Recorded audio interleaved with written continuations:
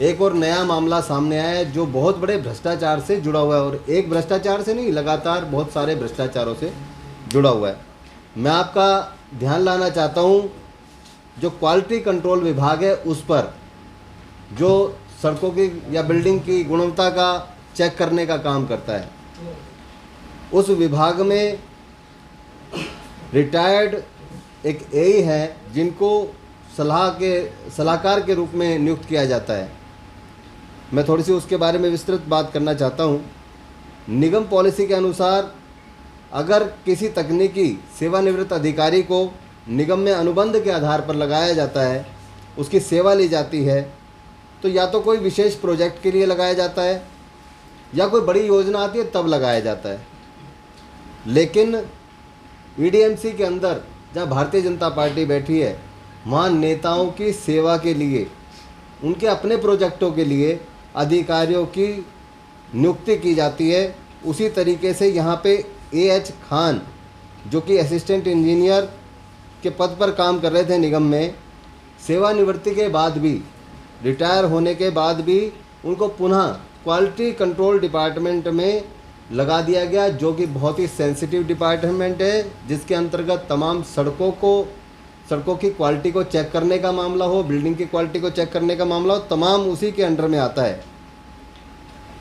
इस तरह के सेंसिटिव पोस्ट पे किसी भी सेवानिवृत्त अधिकारी को, जो कॉन्ट्रेक्चुअल होता है, उसको नहीं लगाया जा सकता, क्योंकि ये बहुत ही सेंसिटिव पोस्ट होती है। ये फाइनेंस से जुड़ा हुआ मामला होता है, ये क्वालिटी से जुड़ा हुआ मामला होता है, ये पब्लिक की तमाम सिक्योरिटी से रिलेटेड जुड़ा हुआ मामला होता है। क्योंकि बिल्डिंग अगर कमज़ोर होगी और उसके गिरने से जनता के साथ कोई मिस हैपनिंग हो जाती है, तो ये बहुत बड़ा मामला बनता है। इसी तरह के मामलों की गुणवत्ता को चेक करने की जिम्मेदारी इस क्वालिटी कंट्रोल डिपार्टमेंट की होती है। लेकिन उसके बावजूद भी इनको भारतीय जनता पार्टी के नेताओं की इशारे पर या उनकी दयादृष्टि पर कहें, उनको दोबारा से इसी विभाग के अंदर लगा दिया गया। और इस विभाग के अंदर मैं आपको बता दूं इनका क्या काम होता है। इनका सैंपल उठाने का काम होता है, जो सड़क बनती है उसकी क्वालिटी को उठा करके चेक करने का काम होता है। उन सैंपल को जब उठाया जाता है तो उस पर इसी अधिकारी का, एई लेवल के अधिकारी के साइन होते हैं, जहाँ पे आज एएच खान बैठे हैं, और आज भी जो सैंपल उठाए जा रहे हैं उस पर एएच खान के हस्ताक्षर होते हैं। इसके बाद जब इसकी फाइनल रिपोर्ट तैयार होती है, उस पर भी एई लेवल के अधिकारी के हस्ताक्षर होते हैं। जहाँ पे आज एएच खान बैठे हैं उस पर भी इन्हीं के हस्ताक्षर हो रहे हैं। और हालांकि ये रिटायर्ड कॉन्ट्रेक्चुअल एम्प्लॉय हैं, सलाहकार के रूप में रखे गए हैं, उसके बावजूद इन्हीं के हस्ताक्षर उस पर हो रहे हैं। ये बहुत ही खेदजनक है। इससे साफ पता चलता है कि भारतीय जनता पार्टी अपने रिश्तेदारों, जो ठेकेदार हैं, जो भारतीय जनता पार्टी के नेता हैं, अपने रिश्तेदारों की पेमेंट कराने के लिए या उन ठेकेदारों की पेमेंट कराने के लिए जो उनके कार्यकर्ता हैं या जो उनसे संबंध रखते हैं, उनकी पेमेंट कराने के लिए खासकर विशेष तौर से एएच खान को इस सीट पर लाए हैं, ताकि उन कामों की भी पेमेंट हो सके जो काम ग्राउंड पे हुए हों या ना हुए हों। इसी तरह का मामला मैं आपको बता दूं कि पिछली स्टैंडिंग कमेटी की मीटिंगों में लगातार उठता रहा है कि जी काम नहीं हुआ लेकिन पेमेंट हुई है, काम नहीं हुआ लेकिन पेमेंट हुई है। ऐसे मसले जो बहुत ही संगीन हैं, जो पूर्वी दिल्ली नगर निगम, जहां एक तरफ तो रोना रोती है कि हमारे पास पैसा नहीं है, पैसा नहीं है, पैसा नहीं है, दूसरी तरफ इस तरह का भ्रष्टाचार कि उसके लिए पैसे की अवेलेबिलिटी होती है और सड़क बनाई नहीं जाती, पुलिया बनाई नहीं जाती। आपको और तो और बता दूं कि ढलाव बनाए नहीं जाते और उनके लिए लगातार वो पेमेंट हो जाती है ठेकेदारों की। उसी तरह का एक 165 पुलिया का मामला जो गोकलपुर विधानसभा का है, वो लगातार स्टैंडिंग में 2-3 बार 4 बार उठ चुका है।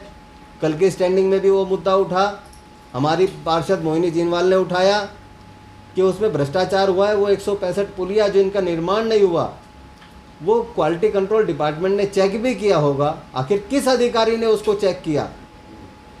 आखिर उसकी बिना किसी चेकिंग के किस तरीके से उसकी पेमेंट हुई?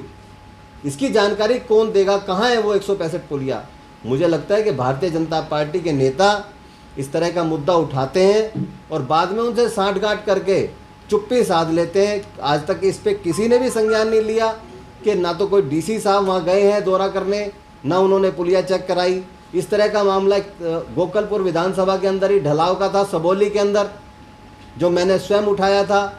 एक नाली का मसला था जिसको निर्माण करने के लिए पैसा दिया था, वो मैंने उठाया था। एक सड़क का मसला था जो बनी नहीं, उसकी पेमेंट कर दी गई। तो जो गुणवत्ता विभाग के अधिकारी हैं, इनका बहुत बड़ा रोल होता है उस पेमेंट में, जो पेमेंट ठेकेदारों को की जाती है। लेकिन जब कॉन्टेक्चुअल अधिकारी आप लगा देंगे तो उनकी कोई जवाबदेही नहीं होती, आप ज़्यादा से ज़्यादा उनको हटा सकते हैं।